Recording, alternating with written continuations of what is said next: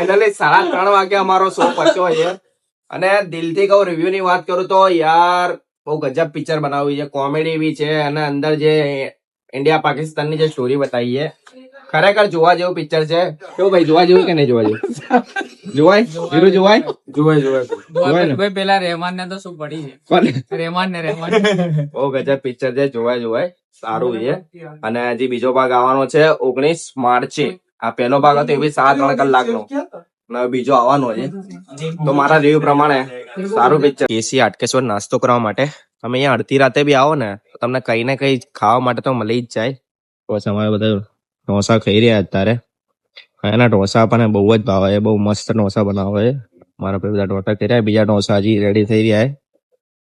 આપણે થિયેટરમાં તો ભાઈ હવે શું કહું, 500-700 રૂપિયા કઈ મોટી વસ્તુ ના કહેવાય, પણ એક 100 રૂપિયાના પોપકોર્ન માટે તમે 500 રૂપિયા આપો એ બરોબર નહીં લાગતું. અને અમે તો ભાઈ જમીને જ આવ્યા હતા એટલે કોઈ ભૂખ નથી.